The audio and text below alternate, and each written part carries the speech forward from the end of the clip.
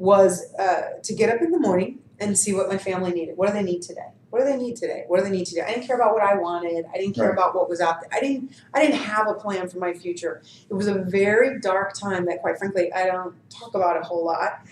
So this is. But that's the most important thing for people to understand. Yeah. I mean, it was really it was a black time. Two things got me out of it. The two things that got me out of it were, one, I realized I wasn't serving my family, because here I was thinking that I was hiding how I was in my little world and taking care of them, and I was seeing more and more that they were just really worried about me. And they were feeling your resentment. They were sensing your... It wasn't resentment. It was actually grief. It was sadness. Okay. It was feeling lost, and just really giving up. And the only motivation I had was, what do they need from me today? Really, that was it. And I realized little by little, they saw my energy being really dark. They saw my energy being low and my sadness. And it was constantly, what's wrong with you? Are you okay? What's wrong with you? Are you okay? I'm fine. I'm fine. And they loved you, so they didn't want you to be that. Right. They didn't want me to be that. They wanted to help you fix it. And I realized that I was not serving them by not, dealing with myself. Okay. I was really dealing with myself. The other thing that got me through it, because it really was a moment where in the work I was doing, and I was really working hard to shift my business into full-time coaching. And my trainer, my coach, my mentor, a man who is just a dear friend of mine still, he's like a brother to me. I think in another life we were brother and sister because we have that sort of... and at one point he said, you will either deal with yourself or you will walk out that door, and I can't help you. And I won't tell you the thoughts that went through my head, because none of them are ladylike, and none of them are very kind. Right. And he knew it just from the look on my face, because I'm Sicilian and Lebanese, and when my vein pops out and my nostrils flare, my honey likes to say, you need to be in a different zip code. You don't want to be around. And but what he said to me next was, he said, why are you here? He said, you have absolutely no right to call yourself a coach or even think about coaching someone else if you will not deal with yourself first. And I got it in that moment. And in that moment, it wasn't about me. It was about my family. It was about the people that I would serve. And I knew that my life really, I didn't know what I was here for if I wasn't there for that. Right. If I wasn't here for, anyone who knows me knows that my family is my bloodline. It's my first, it's my everything. So if I wasn't serving them, and I got it in that moment, right? If I'm not serving them, and if I'm not serving people, what am I here for? And what are all the sacrifices my parents have made for me to be who I am, and all the things they've been through in life, and all the things they've given me, and all the gifts that I was given, just being born into this life, whatever that is for each of us, right? And I knew in that moment I had to choose, and it was a choice. Because I told him, I said, that's fine, I'll walk out the door. I don't need you. I don't have to be a coach. My life is fine. I'm good. And it was ugly. Well, and it's an understandable first reaction. So then what was your reaction after you thought about it a minute? Or a week or whatever? When I didn't have much time to choose, he gave me like 60 seconds. And in that moment, quite frankly, all I was looking for, what my thought was, how fast could I grab the pen on my desk and stab him in the eye? I'm not even kidding. I was like, these thoughts, like, who are you? You are Sicilian and Lebanese. Who are you to push me to that point? Who are you to question my life? You don't know my pain. You don't know my road. You don't know my life. Who are you? And he did know, but it didn't matter to me. I didn't care. And by the way, this is a man who'd been through more than I could ever imagine. Right.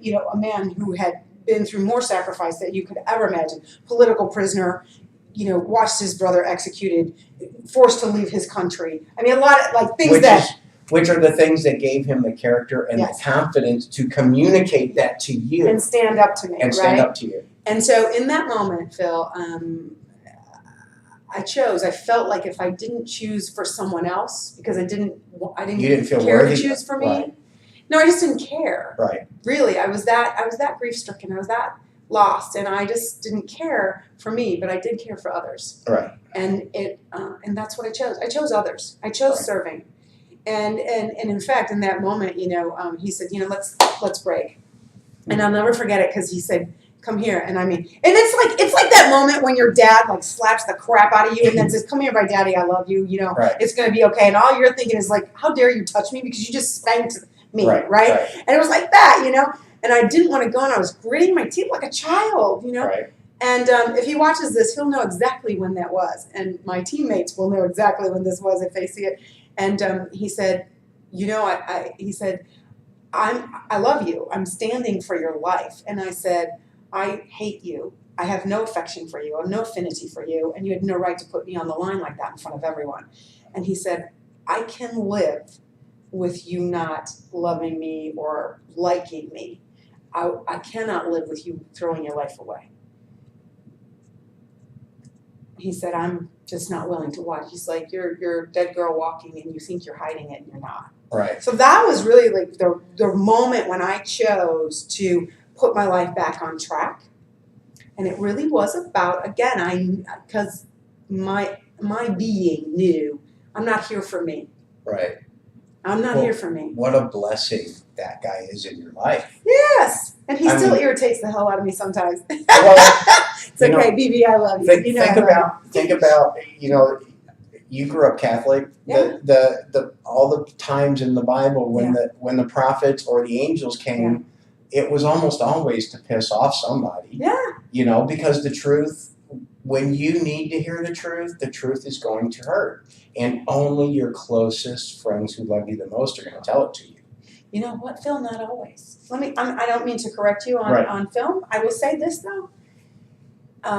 What he taught me also that day was it gave me the confidence and the strength and the courage to be a coach, to really be a coach.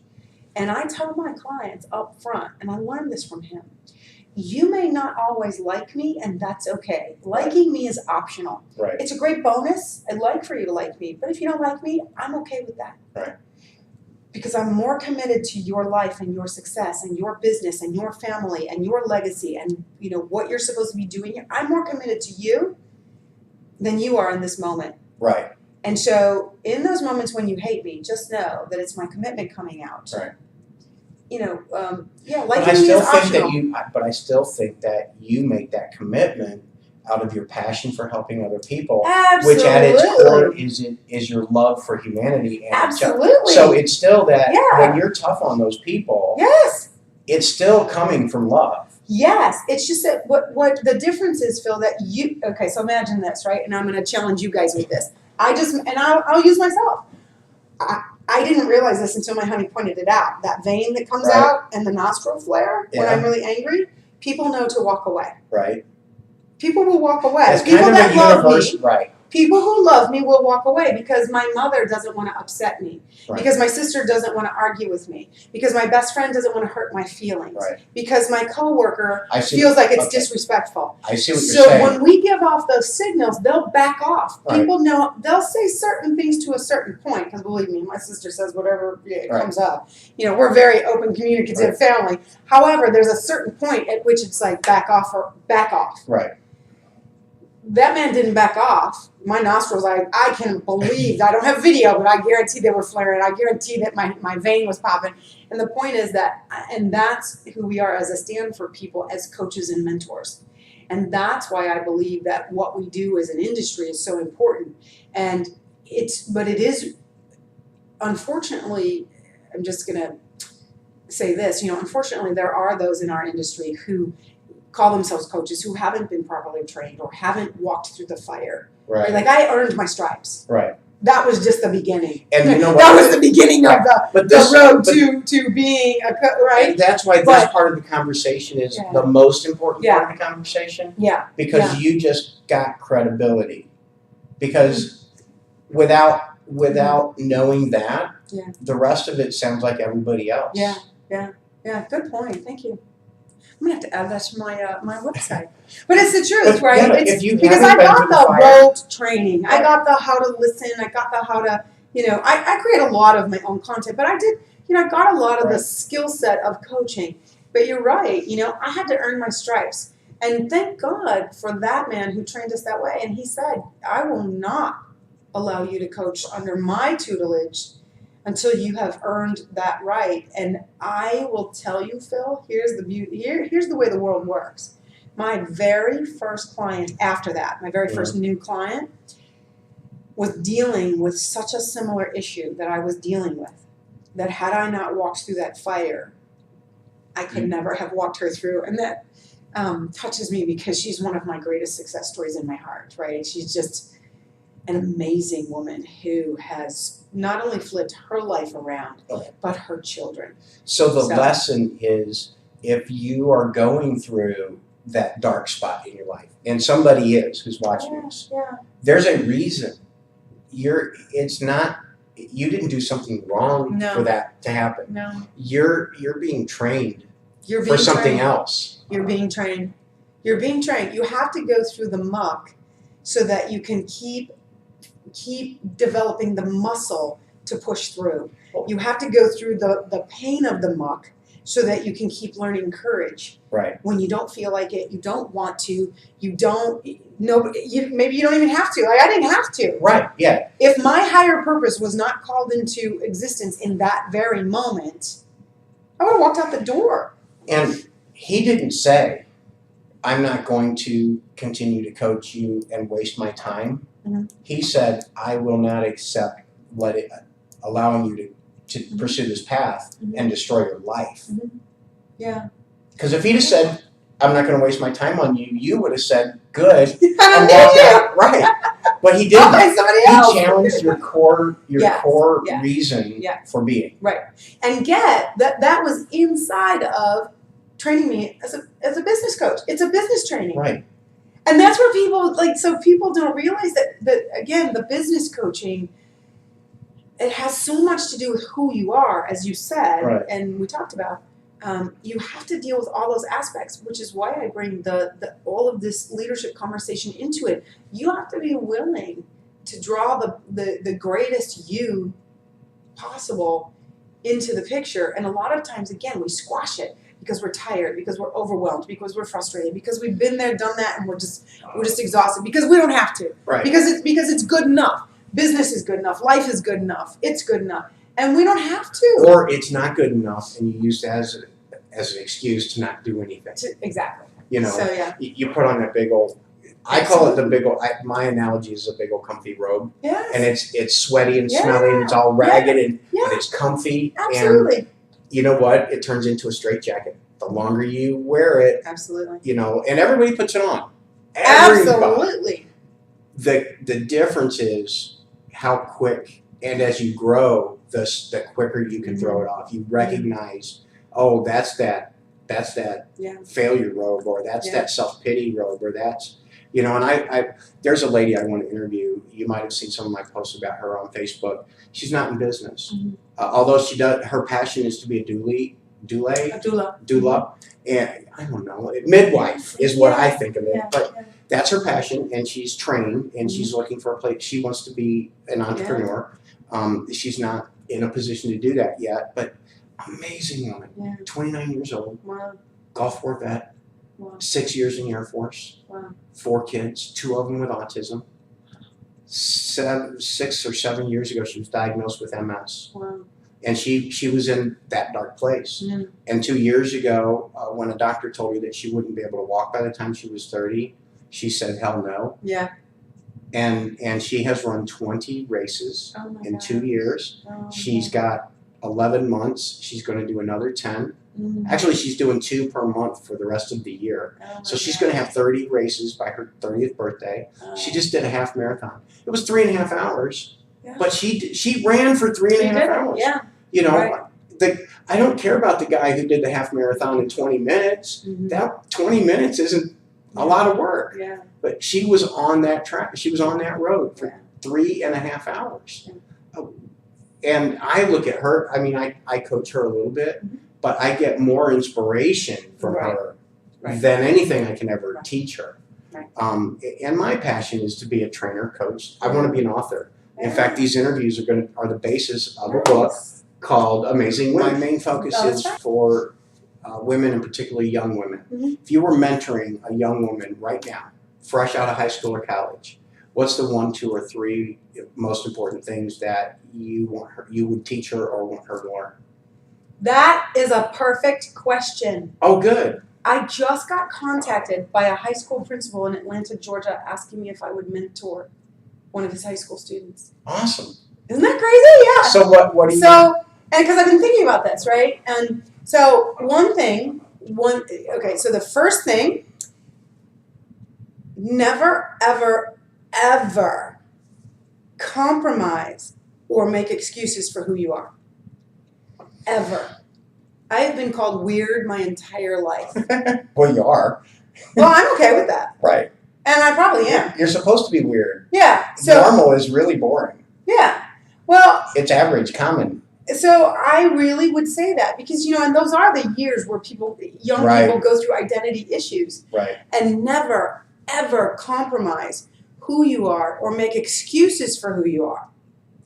And another thing that I would say is always, always, always, and this did come from my father, always carry yourself, speak, behave, treat yourself with dignity so that when people speak of you, they can only speak well of you. I 100% get that, and I would add respect.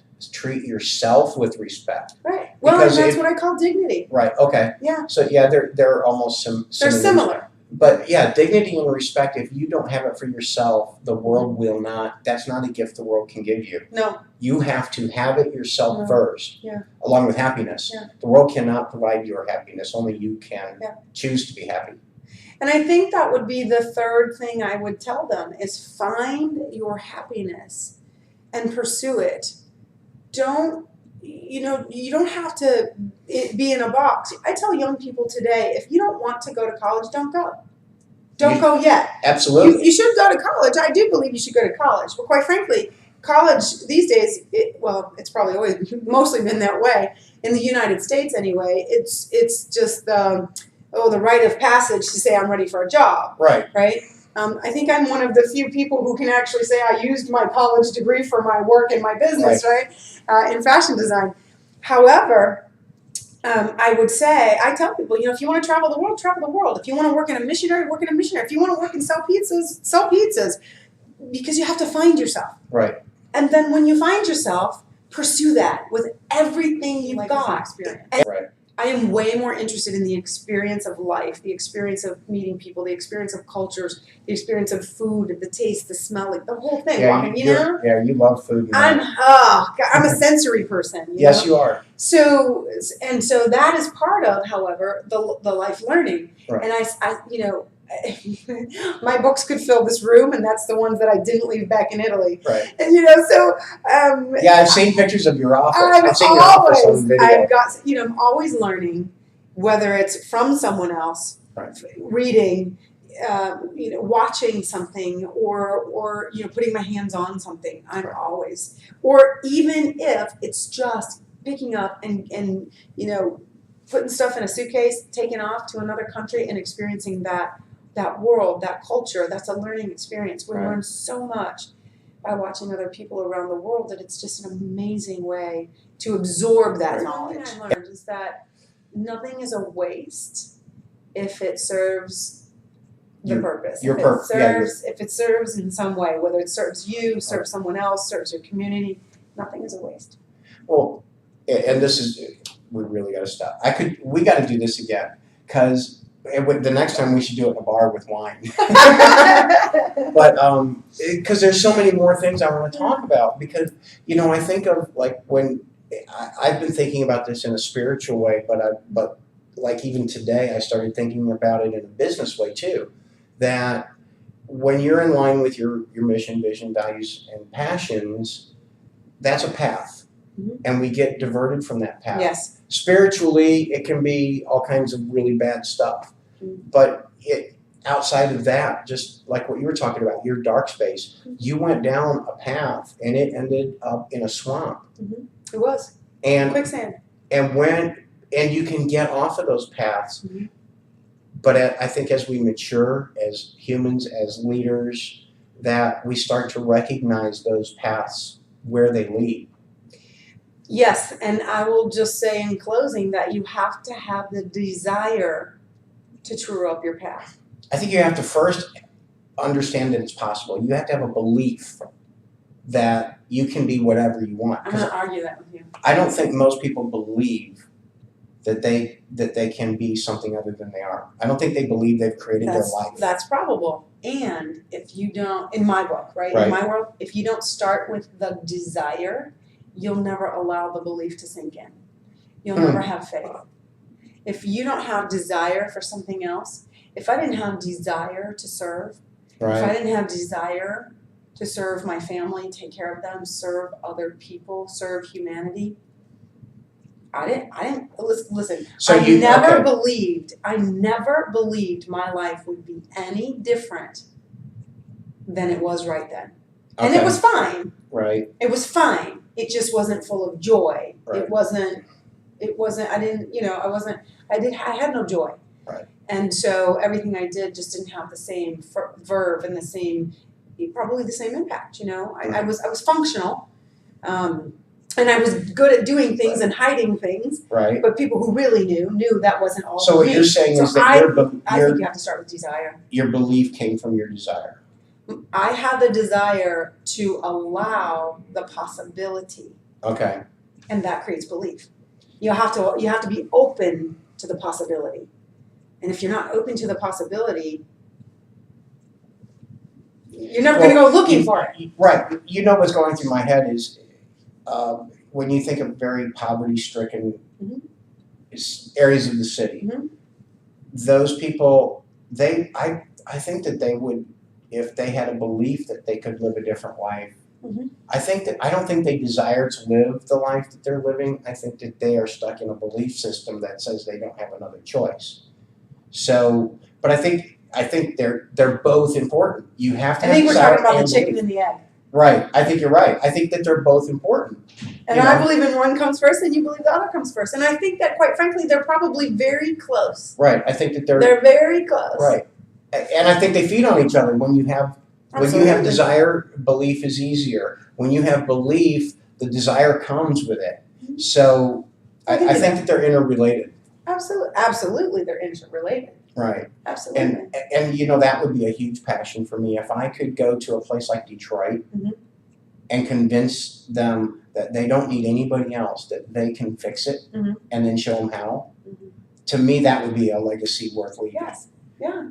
I don't know how to do that from where I'm at, but I think that it's possible to do. It is possible. And consider, if they're not willing and they're not interested, right, and they don't have the desire, you'll be talking till the day you breathe your last breath. Right. That's true. That's just my thought. Again, neither right nor wrong. It's just my school of thought. So. Right.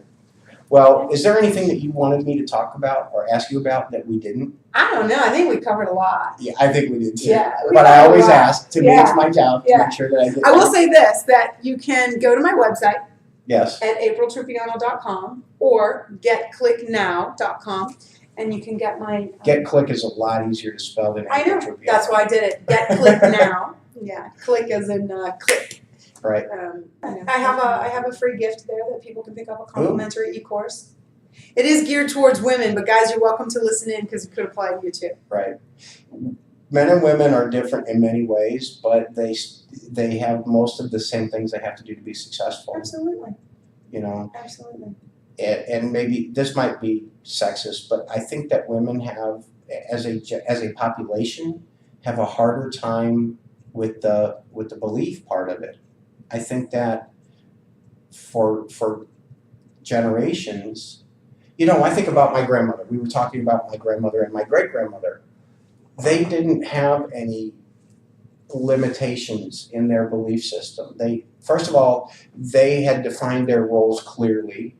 They knew what they wanted out of life, and then they had all the confidence it took to make that happen. I don't see that in my granddaughters or in my daughters-in-law. I think that it's a lot bigger struggle for this generation than it was for them. And maybe I'm completely wrong, but you've had more experience being a woman than I have, so tell me what you think.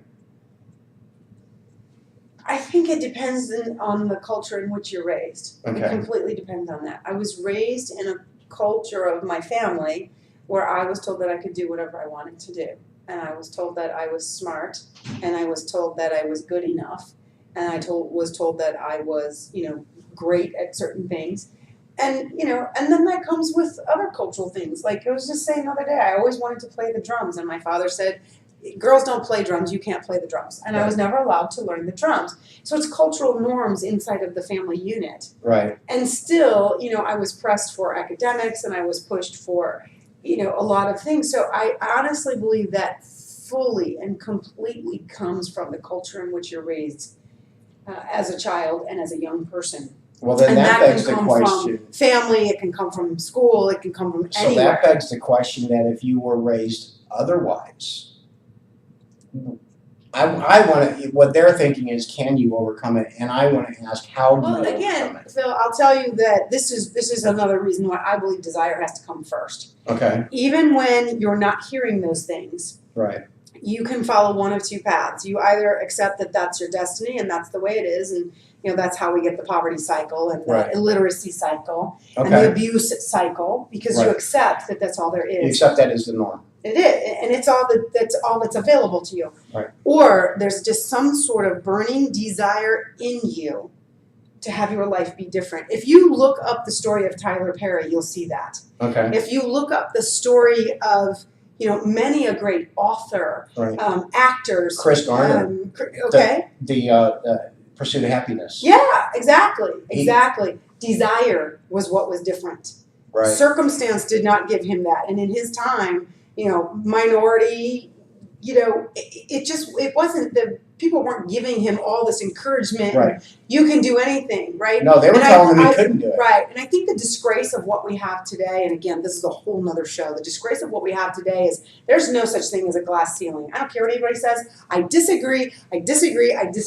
No bitching, whining, and moaning, because a woman can do anything she wants to do today. Absolutely. Anything she wants to do. Everything. The only glass ceiling is the one you put on yourself. Now, I'm not saying there aren't issues to deal with in the corporate world, and all. I know there are differences in gender, but I believe you can do anything you want, and it comes from that desire to say, I'm here, I matter, I can do this, give me a shot. If you feel like you're stuck by a glass ceiling, then go to a different building.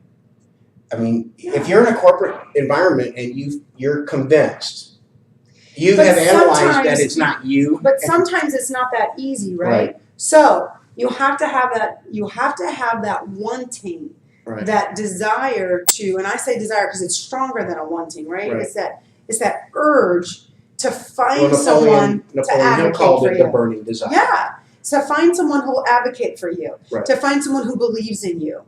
You have to create that. Because if you're stuck at that level, like you said, if you find yourself there, then maybe it is the environment. So get out of the environment. Right? But it could be you, and maybe there's work you have to do on yourself. Absolutely. But do you want to? Because the thing that for me comes with desire is interest and willingness. Right. Are you interested? Are you willing? Right. That glass ceiling is a really good excuse to say, it's not me, I don't have to work on me, and it's not, it just is, and I'm going to accept it. We have a lot of social things like that. We're both, yeah. Listen, AprilTrupiano.com, GetClickNow.com. I have a complimentary course for you, 5-part e-course. You're going to love it. And there's also going to be some juicy news coming up about those princesses and other projects. And I've actually got a new television show coming, a new radio show coming. So all that good stuff. So, cool. And I have to go meet with my lady in Australia. I'm supposed to be cooking my wife a steak. So go. All right.